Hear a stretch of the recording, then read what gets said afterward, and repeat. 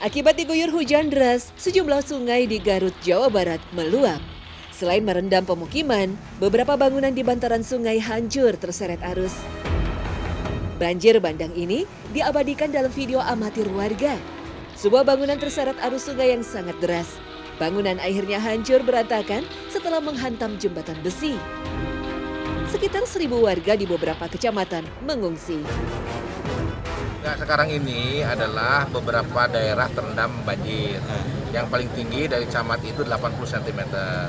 Itu ada di Kampung Segleng ya, di Pamungpek. Yang lainnya itu adalah di bibir-bibir sungai, itu sudah mulai terkikis. Jadi seluruh aliran sungai dalam keadaan yang bahaya. Yang kami lakukan sekarang. Saya juga mau ke selatan sekarang. Untuk pengungsian Pak, kira-kira pengungsian akan kita tempatkan dulu di sekolah-sekolah dasar ya.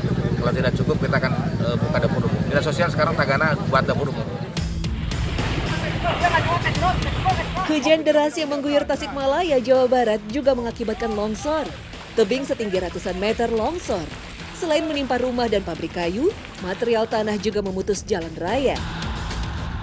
5 orang penghuni rumah lolos dari maut setelah material tanah tertahan 2 buah truk yang terparkir di depan rumah. Beruntung, 5 orang penghuni rumah yang tengah tidur lolos dari maut. Ya, waktu kejadian kan lagi tidur sekitar jam 4 atau jam 3 lah gitu, tepat-tepatnya mah gitu kejadiannya. Makan terdengarnya suaranya gemuruh suara trek kayak kayu patah gitu. Pas lihat keluar, longsoran udah di depan rumah. Gitu tadinya mau belakang, saya juga mau ke belakang gitu. Cuman ada celah sedikit, ada mobil. Gitu. Maka bisa lewat gitu. Ini akan diselamatin sama mobil. Iya gitu. Ini berapa orang waktu itu di dalam rumah? 4 orang siapa aja, Kang? Saya dengan istri saya, anak-anak. Gitu. Alhamdulillah selamat. Berlima. Alhamdulillah selamat, Kang. Alhamdulillah. Longsor juga menyebabkan seorang warga Gunung Tanjung meninggal dunia. Musibah banjir dan tanah longsor dalam beberapa hari terakhir menyisakan duka yang mendalam. Namun di sisi lain, tentu banyak hikmah dan pelajaran bagi kita semua. Berdasarkan keterangan Nabi SAW, orang-orang yang meninggal akibat musibah memang punya kemuliaan tersendiri di sisi Allah Subhanahu Wa Taala. Bahkan kelak di hari akhirat dan timbangan amal. Kelak di saat kekhawatiran dan ketakutan menyelimuti seseorang saat ditimbang amalnya, orang tiba-tiba dikejutkan dengan fakta yang tidak diperhitungkan sebelumnya. Ternyata, musibah yang dialami seseorang justru meringankan timbangan di akhirat. Nabi SAW pernah bersabda, timbangan-timbangan akan dipancangkan pada hari kiamat.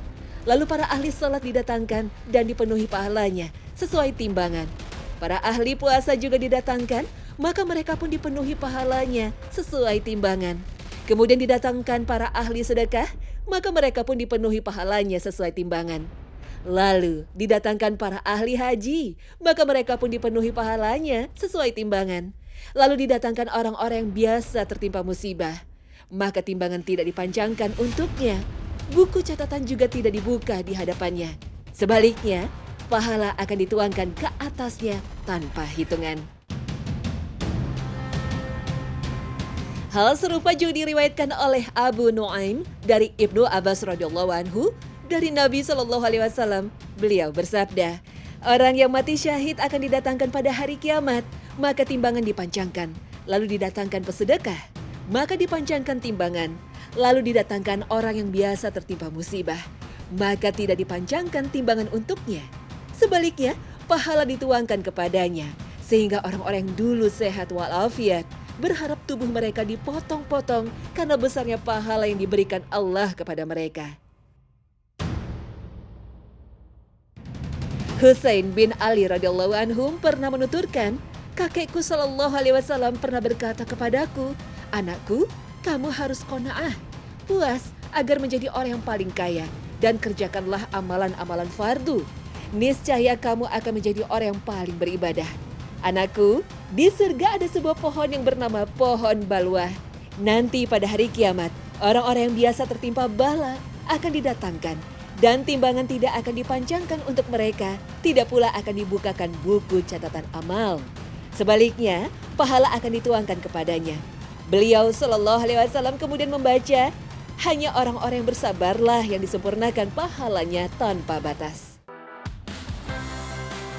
Abu Umar menyebutkan tentang maksud dari firman Allah SWT, dan kami meletakkan timbangan keadilan pada hari kiamat.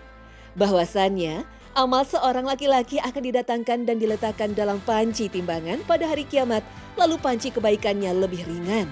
Maka didatangkan sesuatu menyerupai mendung atau awan, kemudian diletakkan di dalam timbangannya. Maka panci kebaikannya berubah menjadi lebih berat.